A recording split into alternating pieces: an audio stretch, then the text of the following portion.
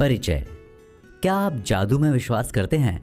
अगर आप नहीं करते तो आपको जादू मिलेगा भी नहीं, ना ही आपके साथ कोई ऐसी घटना घटेगी जो आपको जादुई लगे। आशा है आप सभी खुश होंगे, स्वस्थ होंगे, जीवन में अच्छा कर रहे होंगे। मैं आप सभी के लिए लेकर आया हूँ जादू। जी हाँ, आज हम जिस किताब पर चर्चा करने वाले हैं उसका नाम है द मैजिक, जिसे लिखा है रोंडा बर्न ने। बर्न एक राइटर हैं और एक फिल्म प्रोड्यूसर हैं। द मैजिक उनकी द सीक्रेट सीरीज़ की तीसरी किताब है। आपको इस समरी को बहुत गौर से सुनना चाहिए।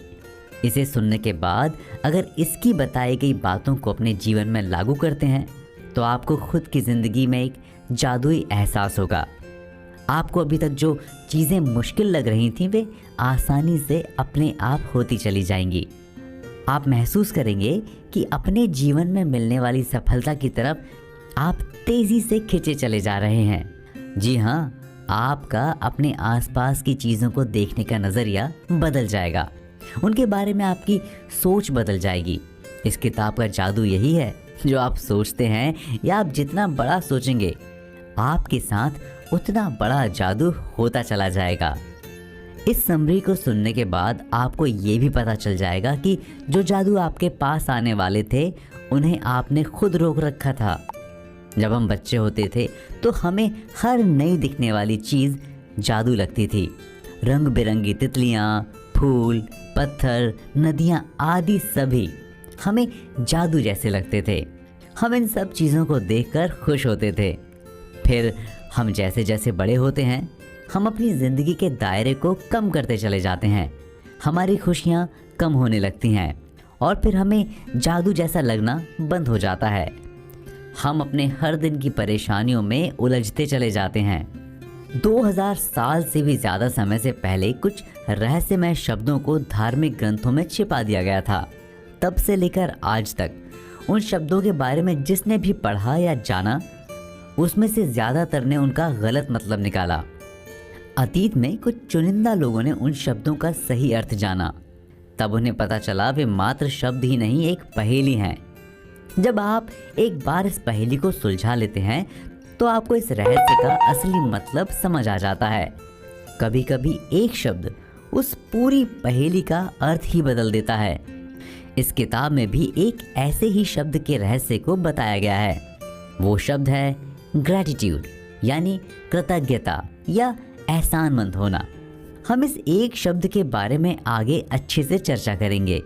अगर आप भी इस एक शब्द को अपने जीवन में उतारते हैं तो आपके जीवन में भी एक जादुई परिवर्तन होगा।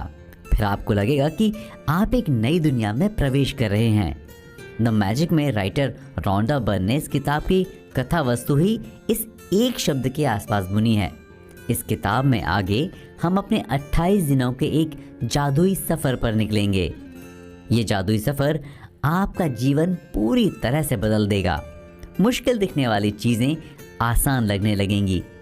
अगर आप अपने जीवन के किसी भी क्षेत्र में सफल होना चाहते हैं तो आपको अपने अंदर उसके प्रति विश्वास पैदा करना होगा, क्योंकि जब तक आपके अंदर अविश्वास होगा आप ज़्यादा कुछ हासिल नहीं कर सकते।